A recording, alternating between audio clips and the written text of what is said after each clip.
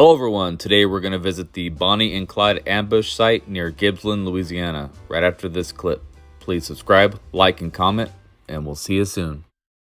On May 23, 1934, notorious criminals Bonnie Parker and Clyde Barrow were shot to death by Texas and Louisiana state police while driving a stolen car near Gibbsland, Louisiana. Bonnie Parker met charismatic Clyde Barrow in Texas when she was 19 years old, and her husband, whom she married when she was 16, was serving time in jail for murder. Shortly after they met, Barrow was in prison for robbery. Parker visited him every day and smuggled a gun into prison to help him escape. But he was soon caught in Ohio and sent back to jail. When Barrow was paroled in 1932, he immediately hooked up with Parker, and the couple began a life of crime together.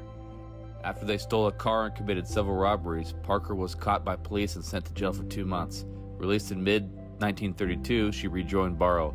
Over the next 2 years, the couple teamed with various accomplices to rob a string of banks and stores across 5 states: Texas, Oklahoma, Missouri, New Mexico, and Louisiana. To law enforcement agents, the Barrow gang, including Barrow's childhood friend Raymond Hamilton, W.D. Jones, Henry Methvin, Barrow's brother Buck, and his wife Blanche, among others, were cold-blooded criminals who didn't hesitate to kill anyone who got in their way, especially police or sheriff's deputies. Among the public, however, Parker and Barrow's reputation as dangerous outlaws was mixed with a romantic view of the couple as Robin Hood-like folk heroes. Their fame was increased by the fact that Bonnie was a woman, an unlikely criminal, and by the fact that the couple posed for playful photographs together, which were later found by police and released to the media. Police almost captured the famous duo twice in the spring of 1933, with surprise raids on their hideouts in Joplin and Platte City, Missouri. Buck Barrow was killed in the second raid, and Blanche was arrested, but Bonnie and Clyde escaped once again. In January 1934, they attacked the Eastham Prison Farm in Texas to help Hamilton break out of jail, shooting several guards with machine guns and killing one.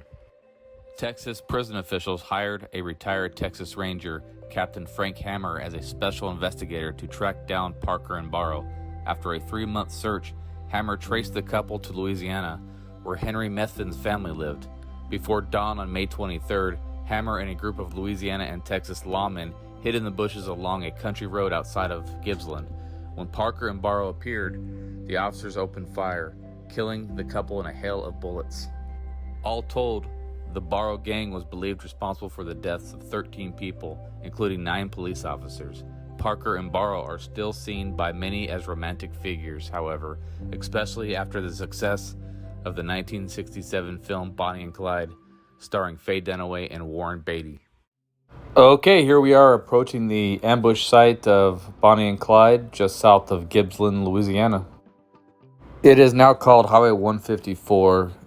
Clyde would have been driving south in the same direction as we are driving here. Way back in May of 1934.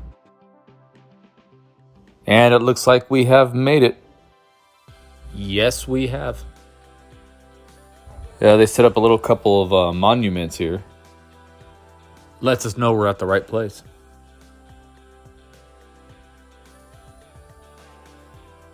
This one is dedicated to the lawmen that were involved.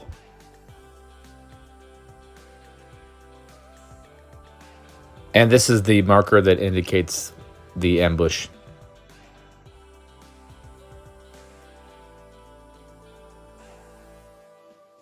Looking in a north direction, Clyde would have been driving right towards us.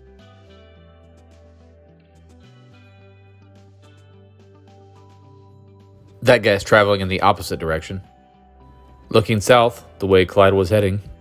And unknown to them, the law was waiting.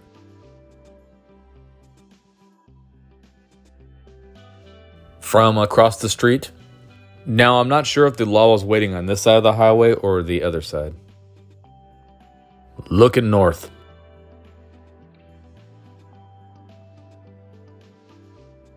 It is hot and sticky out here. It's kind of hard to imagine they were waiting for them for hours and hours, possibly days even. Somebody left some flowers. Years and years of graffiti on these things.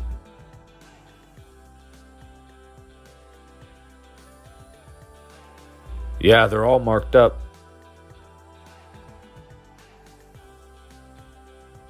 Look at that.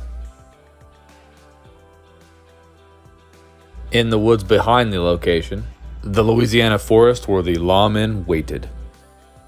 Very hot and buggy back here. And we are here the same time of year as when the ambush took place.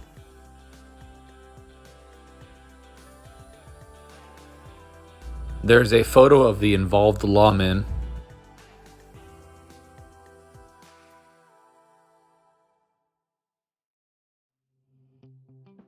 Nice.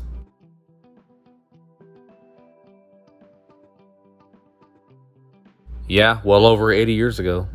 We are currently at a very historic location.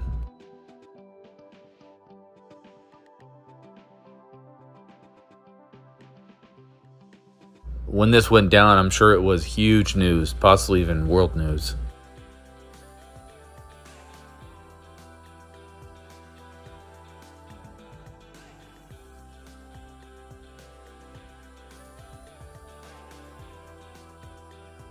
Got some wild pigs in the area scattering about. The Bonnie and Clyde Ambush Museum. This is a historic place. This is where they actually picked up sandwiches before they went down the road 7 miles to their death. The museum is closed, but here's some photos on the outside of the building. Looks like they recreated their tombstones here. Borrow.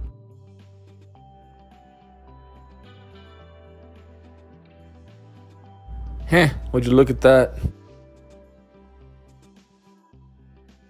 So very historic, so very historic.